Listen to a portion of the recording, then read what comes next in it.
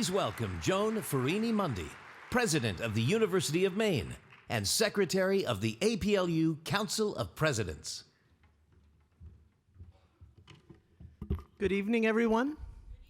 You're not getting a lot better at that, I'm sorry to say. I want to thank President Becker for those inspirational comments, for the graciousness of the comments, for the acknowledgement of so many individuals and organizations, and for the personal story that shows us the kind of leadership that we will be so happy to expect from Mark Becker. I just can't thank you enough for a wonderful inaugural address in your role as president. Thank you, Mark.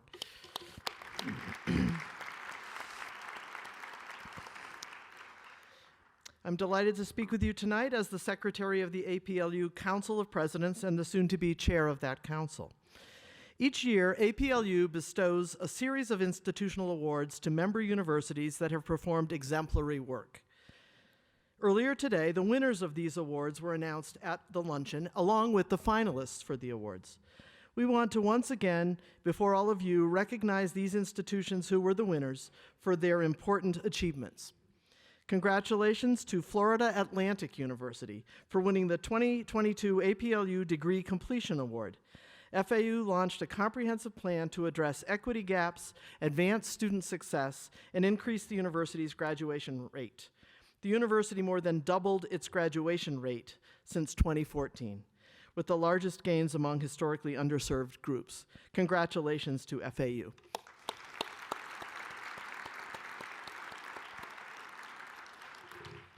Congratulations also to the University of Cincinnati for winning the Innovation and Economic Prosperity Connections Award, which recognizes economic engagement excellence across talent, innovation, and place. The University of Cincinnati won the award for the development of its 1819 Innovation Hub, which led to the development and attraction of talent for industry and sparked innovation in the region, including through the creation of the Cincinnati Innovation Hub. Let's congratulate the University of Cincinnati.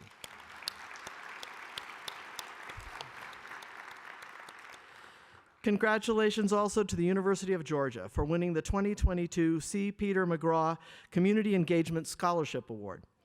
UGA won the award for the Archway Partnership, a public service and outreach unit through which faculty members are based in communities to help stakeholders address locally identified critical issues, and they showed a wonderful video as well today at lunch. So congratulations to UGA.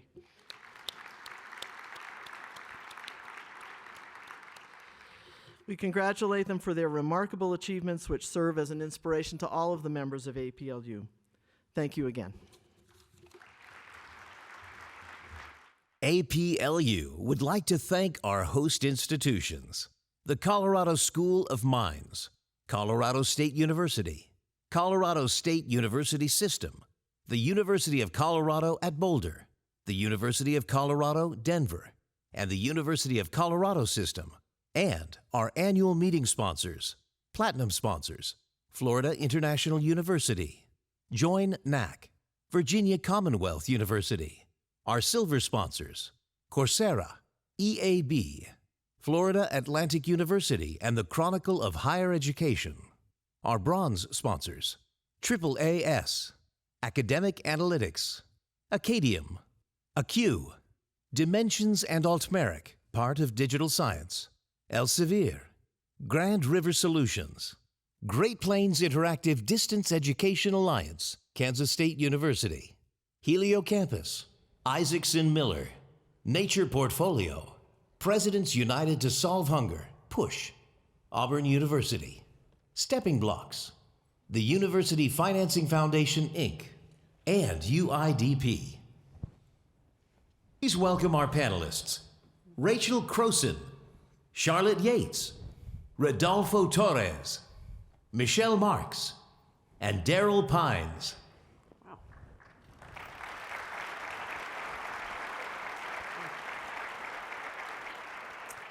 Good evening, everyone. I'm Michelle Marks. I'm the Chancellor at the University of Colorado, Denver, which is Colorado's public urban research university, located about 6 blocks that way, and I want to extend a warm welcome to Denver and to Colorado. This is the Mile High City, located a mile above sea level, and when people ask you how many 14ers you have done, That means mountains that are above 14,000 feet high, and there are 58 mountains to climb that are over 14,000 feet in Colorado, so welcome.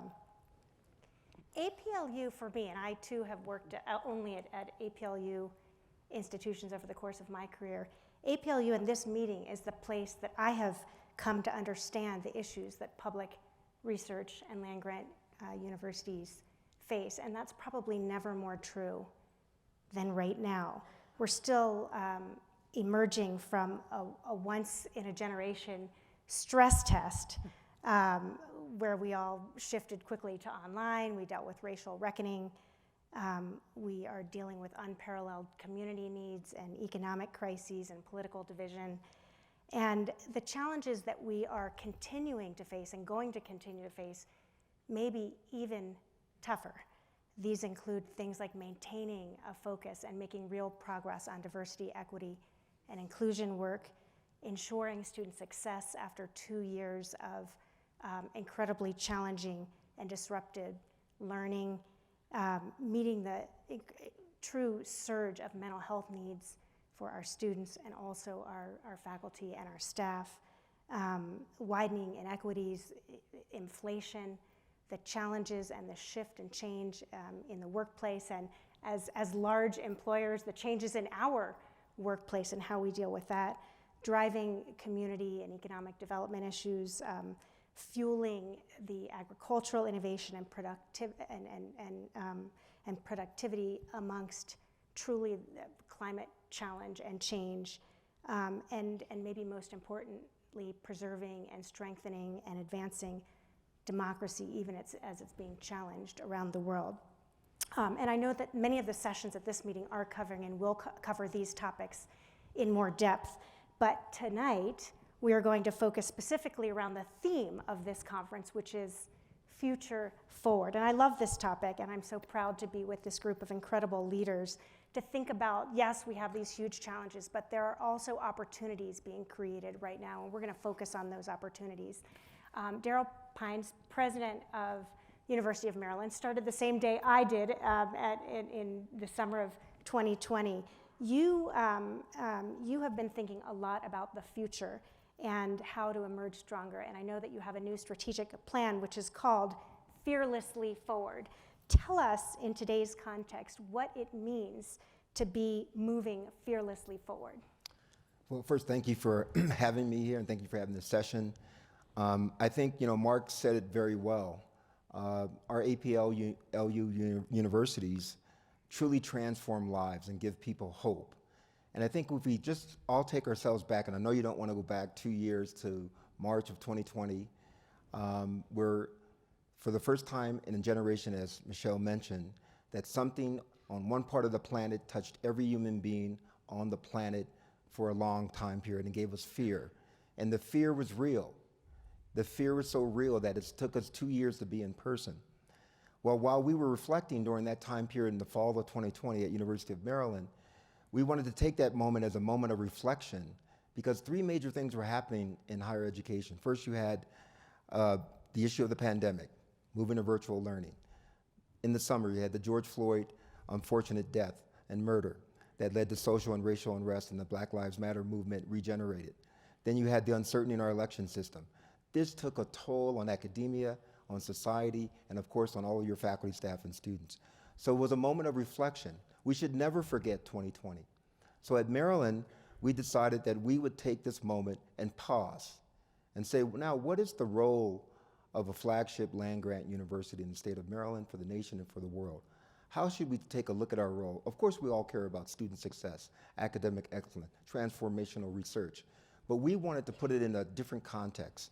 So we created a plan, which we call Fearlessly Forward, which I have only one copy of with me.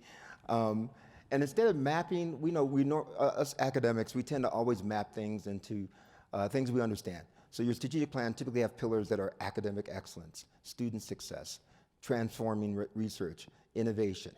Well, we didn't want to map into those traditional buckets. We wanted to give our community more hope about its future. So we mapped them into 4 pillars.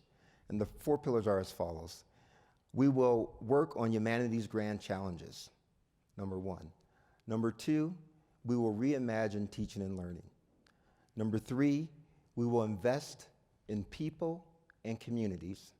And number 4, we will partner to advance the common and public good. Those are all hopeful, actionable kind of pillars. They're not just students. Of course, student success is embedded in there. Of course, transformational research is embedded in those.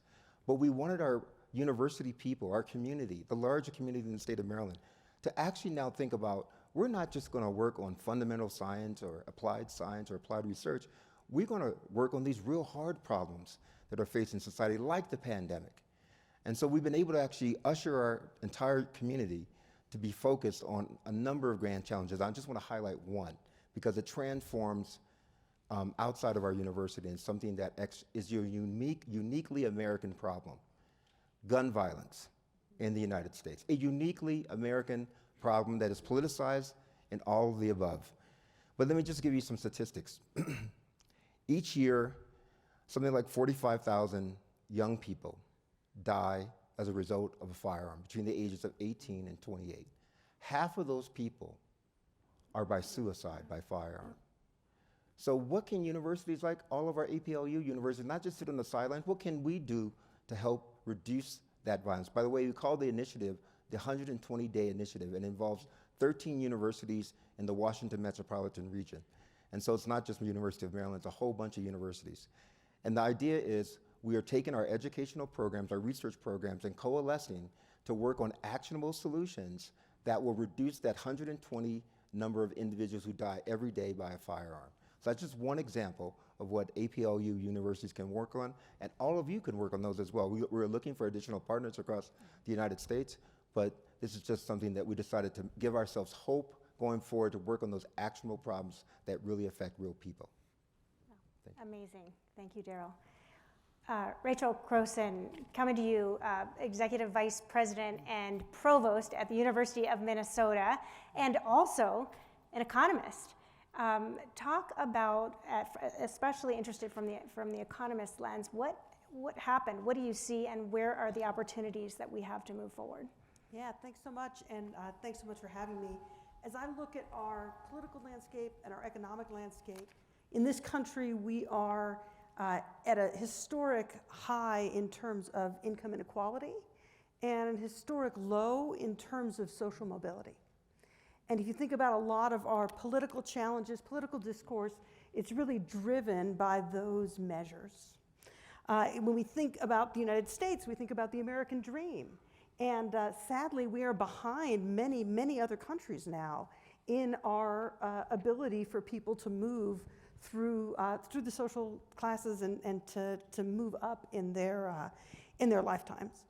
I think the good news is that we know that education is a particularly powerful tool to increase that social mobility, to address that stagnation.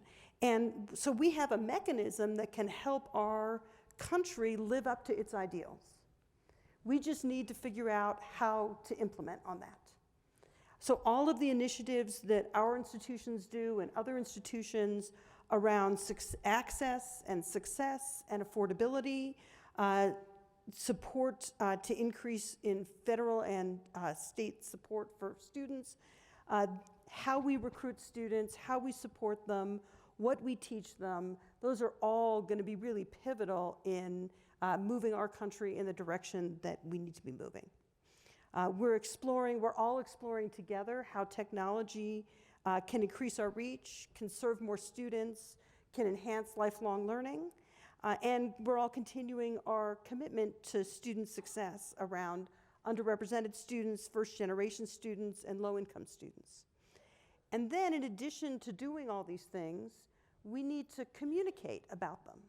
We need to explain to policymakers and to the general public how these activities are enhancing the lives of every citizen in our country and even in the world. So at the University of Minnesota, we've committed to the Accelerating Opportunity Campaign of the American Talent Initiative to increase our share of Pell-eligible students, increase first-year retention for those students, increase 4-year and 6-year graduation rates for those students by 2025. Sometimes just setting an ambitious goal for yourself can focus everybody's attention and make things happen. But we've also invested funds in these opportunities. So we had a very generous gift, the Benson Scholarship Match, so $15 million to match scholarships for Pell-eligible students. We've launched advising systems that draw on all of our data in order to help advisors preemptively identify students who might be struggling and get them the help they need. And we've invested in a whole set of student analytics to help identify the students that could benefit from interaction. In addition, our system-wide strategic plan explicitly calls out student debt as an area to improve on. We've committed to have our student debt be significantly lower than the national average, and so again, identifying funds and resources for that. And finally, our President's initiative on student mental health pulls together resources from across our system, from the student affairs side, from the academic affairs side, so that our students are well cared for during the time they're here and have the tools they need post-graduation. So my vision is that our universities can contribute to addressing these national challenges, especially around income, wealth distribution, and social mobility, and that can allow our nation to live up to its values as a land of opportunity for everybody. Thanks, Rachel. So Charlotte Yates, so happy to have you here, President and Vice-Chancellor of the University of Guelph in Ontario, Canada. Welcome to Denver. Thank you. You too were elevated to this current role in 2020 and have just completed a huge milestone, a new strategic plan for the University of Guelph. As we look to the current time when people are tired, exhausted, but there are also the opportunities, how do we engage people in the big transformational ideas that those of you who have new strategic plans are putting together? How do you make that happen? Thank you, and thank you for inviting me today.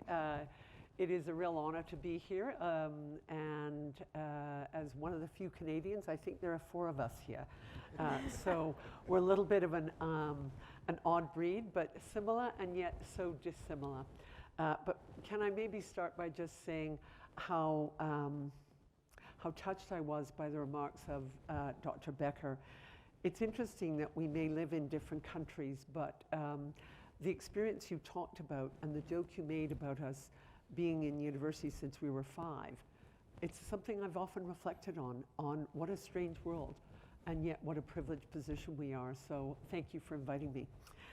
So, and it's so interesting, Darryll, to hear you, because in a way we're talking about you about the plan and me talking about the process. So when I began as president at that time, and remember, I don't know about you, but in Canada around June of 2020, we thought, we've beaten the pandemic already. We're going to be back at work, and we were planning for a fall that was back to normal. And my board was saying, we need a strategic plan. And the University of Guelph had not had actually a strategic plan with goals for more than 20 years. So it was a bit of a daunting process, and we started this deep engagement. And it was some in person, a lot of virtual, talking to students, faculty, staff, and I include, and that's the part of our job, I think, which is wonderful. And it's attending, I go to the night, the night shift of cleaners, because they have as much to do with making our universities function as do our top researchers who are solving the problems of the world. And after that engagement, COVID hit again. And what was interesting, though, it was a really important moment in our engagement. And I say that because perhaps it was a little humbling, because we thought, yeah, we'd beaten this so soon, we're so great. And of course we hadn't. But also it caused us to pause and to reflect on what we'd learned from the initial consultations. And I had been a little uneasy because people said, in the middle of a pandemic, is it really the best time to be doing a strategic plan? People were not just tired, people were angry, cranky. We had a lot of faculty who were, particularly those hiding in social media, who were nasty. The sense of community was being torn apart, or at least made threadbare. People were stressed. people were overwhelmed. And it was that kind of moment where I thought, is this the time to engage people? And what was interesting is that in that first round of engagement, conversations, listening to students who I met with virtually every week, I found that there was a real appetite for bold ideas. There was an appetite for thinking about the future. People were desperate to think about what was the future, what could we learn from our experience of COVID, how could we mend the community that was being torn or made threadbare by the stresses and strains of COVID and managing a pandemic. So that caused me to think we need to be bolder. So then we went through a second really intense round over this last winter, spring of consultations. And I think that really brought together around some bold ideas and thinking about not just the University of Guelph, which is 30,000 students, 3 campuses. We have 17 research stations across 4 million square miles of land. But it meant more than just solving the problems. It meant addressing some of the big problems that we face, the big paradoxes we face in the world. And so it was an exciting moment. And the beauty of engagement was then having people help with the writing, had a great team, but then taking the pen myself and being a little bit afraid, but to actually write the final version and say to people, I know, you chose me as president, and so this is what I'm asking you. I'm asking you to be really bold. And I want to share with you just one idea. There were a couple many, but one. One of our big goals, and for those Canadian universities who are here, they will hear more about this, is we must solve the problem of sustainable food systems. During a period of global conflict, during a period when food supplies are disrupted, when speaking about greater inequalities, more and more people, we produce enough food, we just don't distribute it to people. People are starving on our own streets, let alone in our far north where our indigenous people. So combining around that allowed us one of the areas which we can truly make an impact on the world through technology, through research, through new labor systems, through thinking about food differently, through distributing food, but also addressing the inequities involved in food. Food is one of those fundamentals of life. So advocating and solving that problem, people are excited. And I can begin to see people coming together. They're beginning to put aside the conflicts that were beginning to strain their relationships because we have a shared mission to improve life, part of which is developing solutions to some of the world's most wicked problems. And I will say, if I can add, one of the University of Guelph's real genius, and that's what I think has driven the university's strategic plan, is we're deeply interdisciplinary. And every one of our disciplines naturally thinks to phone up their colleague, whether it be an engineer or our veterinary scientist, to phone up studio artists, to figure out what team we need to solve those wicked problems. And that's how it's identifying those wicked problems and how we can help solve them that I think has really allowed people to be engaged. That's wonderful. Charlotte, thank you so much. And that actually leads a perfect segue into introducing our final panelist, Rodolfo Torres, the Vice-Chancellor for Research and Economic Development at UC Riverside. So happy that you're here. You mentioned wicked problems and grand challenges, and frankly, universities have said that they've been solving this for a while. So, but one thing that's different now, whether it's food insecurity, whether it's Mark Becker mentions, is the vaccines that save people's lives, helping people live longer and healthier lives, supply chain fragility. There are a number of issues that are just front and center now. I think the last 2 years has made every young person, probably every person on this earth, care about being part of finding a solution.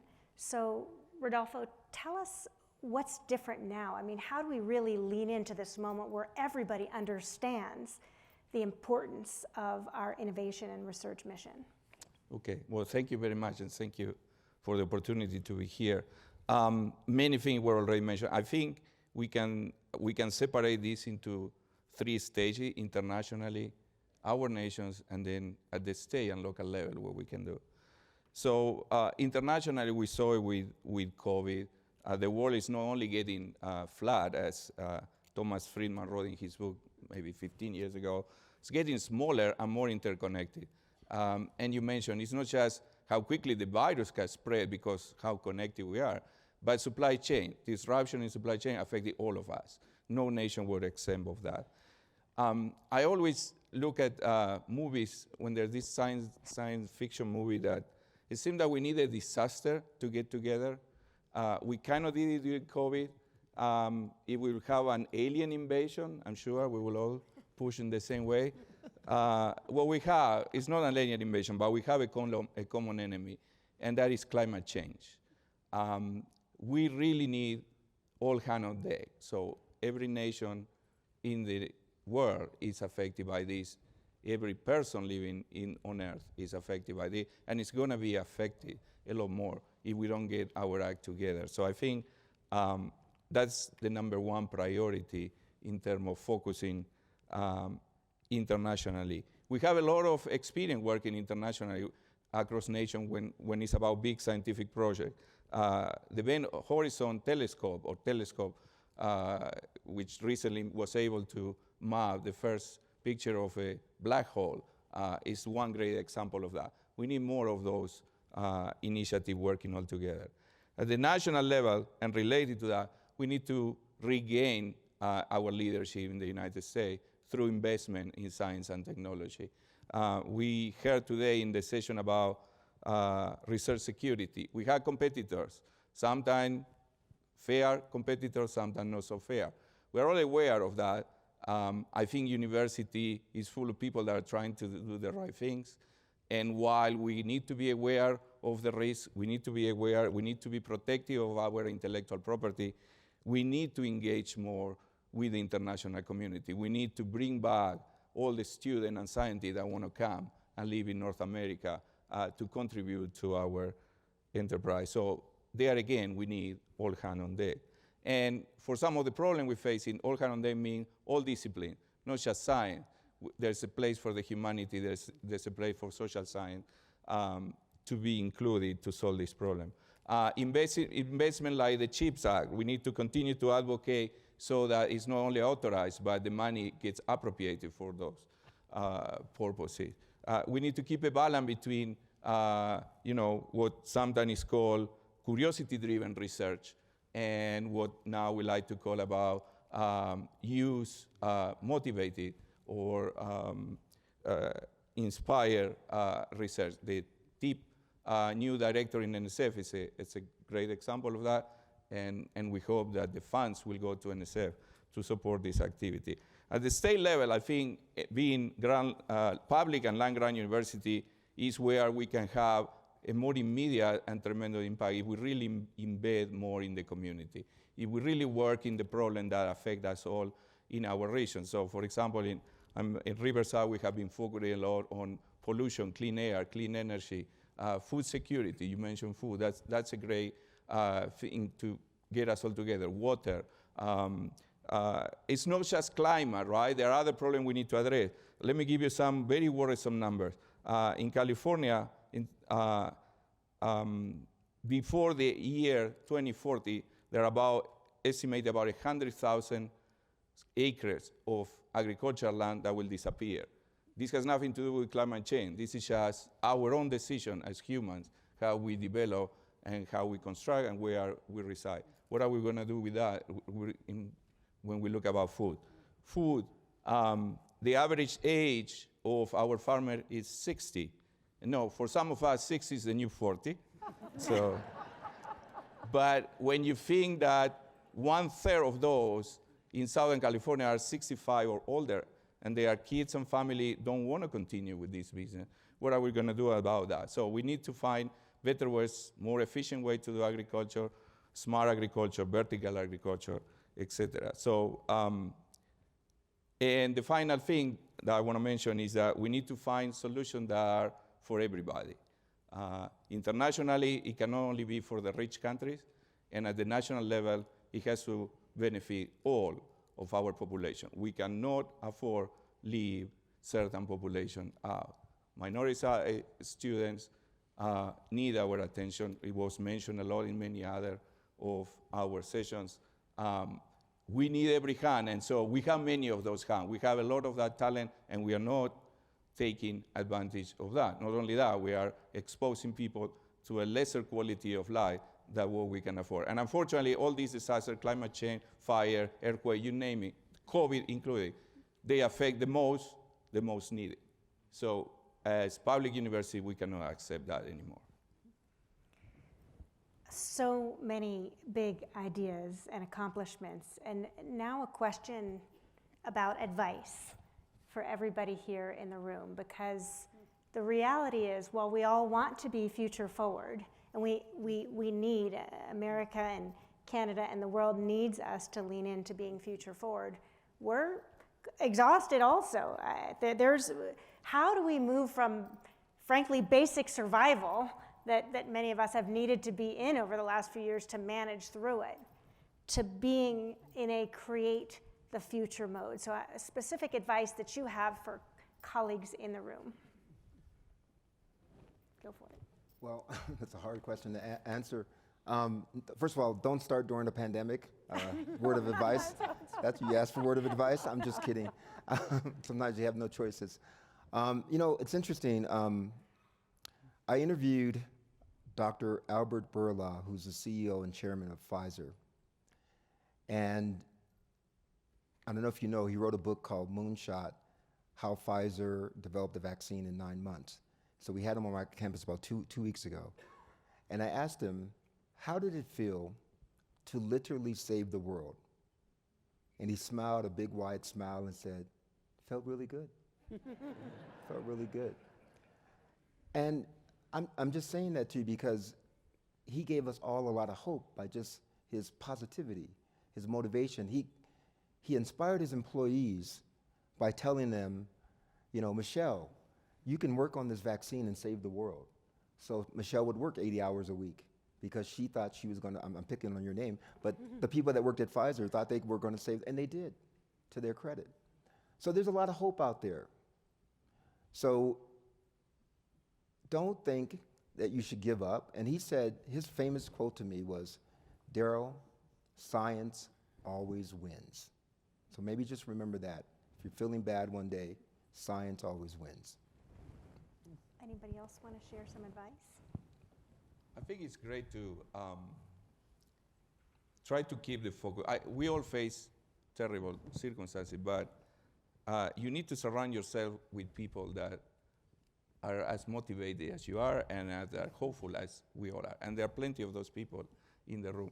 I experienced this. I was new to the UC system when I came to my job in Riverside when COVID hit it. And I found on my colleague BCR at the other campus, many of whom are sitting here, terrific support. I know we're a very special system where this is accomplished. Maybe other universities don't have that opportunity. But I think organizations like IPLU, professional organizations, look for your peers because they are going through the same processes. And we all have common goals. So finding your support group, or sometimes it felt, we met a lot during COVID, sometimes felt just group therapy, right? But it was great, right? It was a great way to try to keep you focused on what you're trying to achieve. Can I jump in here and just say, I think you should go and see your students when you're feeling down. To me, there is something, oh my gosh, when we reopened in September, and Guelph is a small city. It's a beautiful campus. But Fridays, nobody really wants to go to class on Fridays, and it's often very quiet. The campus was throbbing with life. People were lined up to get lunch. And did they care they were in a lineup?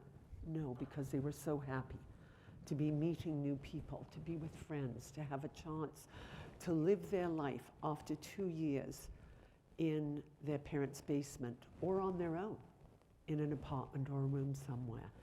So for me, what gives me hope and makes me motivated every day is our students, seeing how happy they are.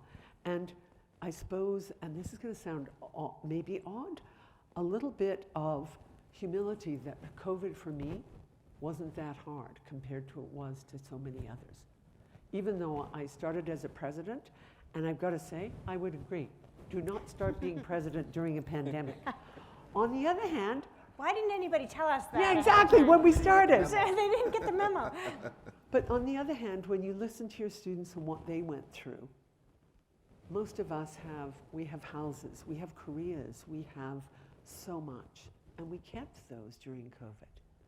And they really had a completely uncertain future. So I think seeing them now gives me hope because they're excited.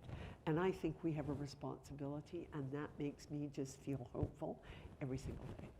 And if I can add to that, many things we discuss in many of these conferences about, diversity, inclusion, being more tolerant, saving the environment, reducing emission.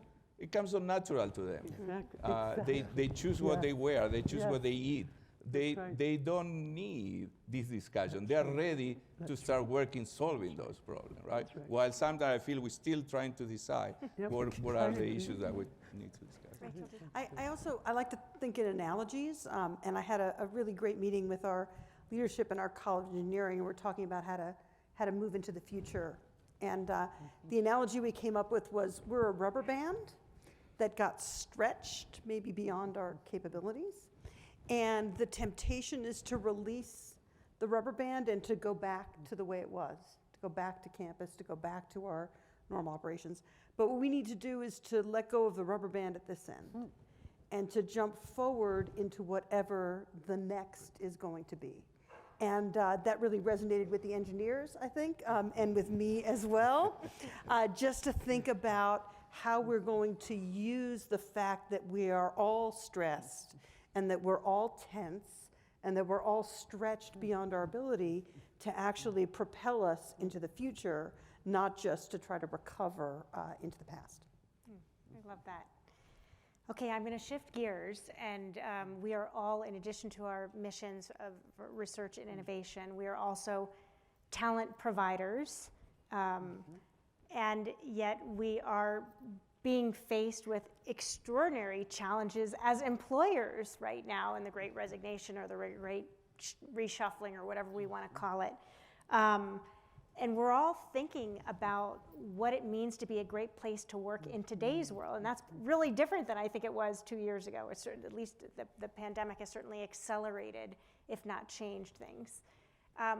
Where do we see the opportunities? Most of us have large ground games, so it's difficult or impossible to become a virtual employer and maybe not even desirable. But where do you see the opportunities in thinking about maintaining or becoming great places to work? Yeah, I can start. I think we're still in a transition period. I think we're still trying to understanding the relationship between remote work and in-person people who are required to be on your sites in your universities or in corporations or government. I know what we had to do. I'm sure many of you had to do the same thing. We literally had to change our work-life balance issues for all of our employees where we could offer them a new benefit. So for example, if you had elder care, you could have a person come into your house for a half a day, be there while your elder parents are there while you can go and teach your class. So we created a whole new benefits package for these sort of one-off, 1 day, 2 days, children come into work, children not coming to work, have tutors come to their house. We had never had that, but we put in this whole new benefit system that we paid for, and it provided a new work-life balance for our faculty and our regular employees. So that was a new adaptation because of the pandemic and because we wanted to help our employees be happy with their work situation and their family situation. So I think we're still in a transient phase. It's definitely never going to go back to where it was, and we have to just adapt to it. But we're starting to find some level of balance, at least at the University of Maryland. And I think that's true by all employers, by the way. It's not just us in academia. So I'll also say that I think one of the things that's going to be really important moving forward is to sustain and in some cases maybe create a connection between our employees and our mission. So there's always been a pretty strong connection there among faculty, academic advisors, people who interact with the students directly.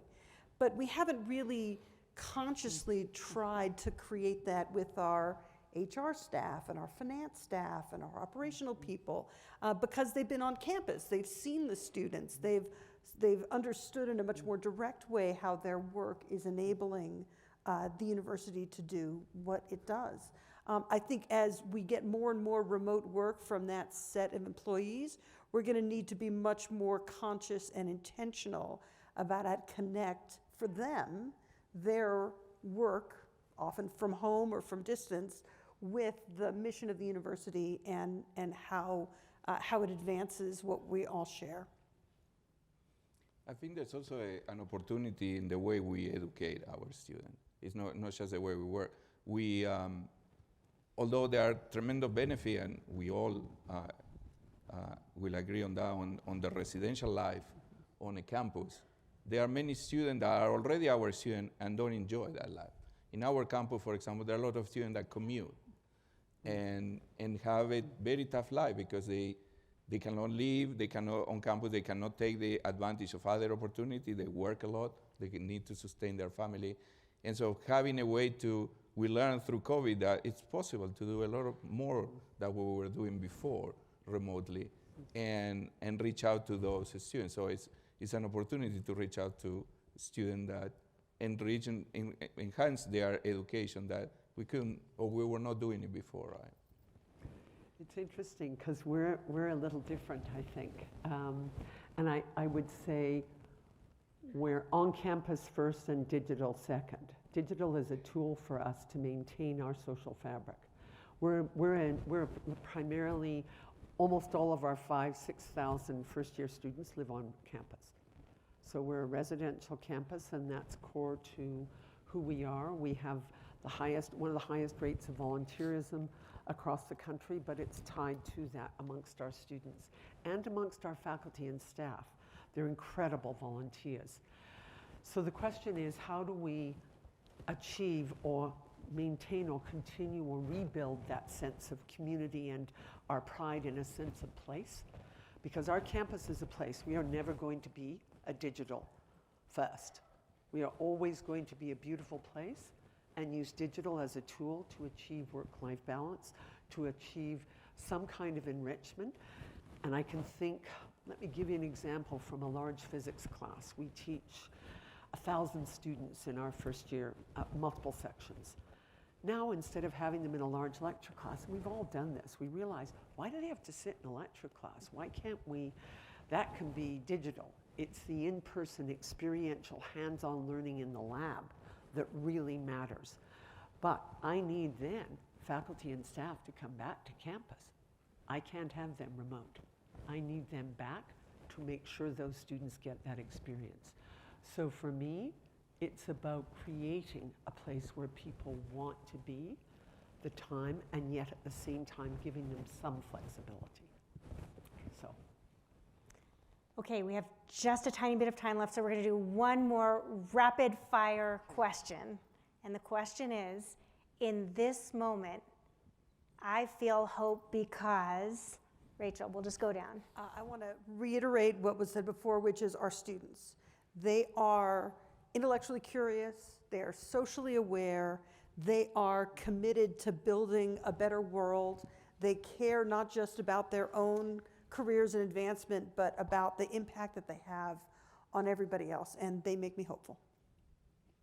Rodolfo? Yeah, the same thing. I think I mentioned it even before soon, but as our president, Becker, mentioned, the talented people that we are surrounded with, and it's, tremendous. And despite all the difficulty, the passion that we see in students, of course, but faculty and staff too. Charlotte?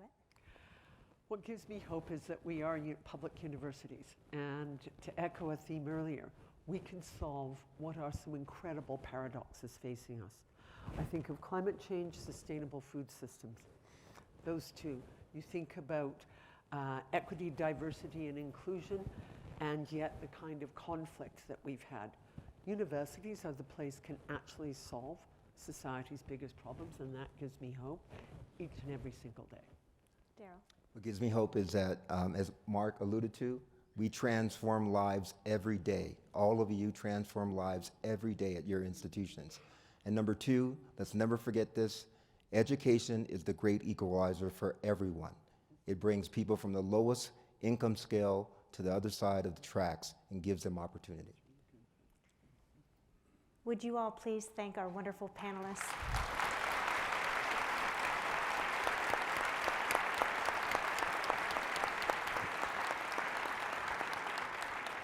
Thank you. Please welcome Todd Salomon, President of the University of Colorado. Great, thank you. Well, thank you. Thank you all so much, and what an incredible panel. And CU Denver Chancellor Michelle Marks. So, you know, she's the best, so don't try to hire her away from us, please. And so, so I know that I'm what's standing between all of us and food and drink, and we're about 1 hour hungrier and thirstier than usual. And so I just wanted to thank APLU and Mark for bringing this to Denver. We're incredibly grateful. The wonderful partners that I have to work with here in Colorado. Tony Frank, the CSU System, CSU Fort Collins, CSU Pueblo, CSU Global, and our incredible friends at the Colorado School of Mines, and of course, my favorites, the ones at the University of Colorado, and CU Boulder, CU Denver, and the CU System. So thank you all so much for being here, and thank you to APLU for doing this here. And now we're all going to go get something to eat, and we're going to drink a little bit, and I'm not exactly where we go, but I think we'll all figure it out. We can smell our way there. So thank you all, and have a great rest of the time here. Thank you.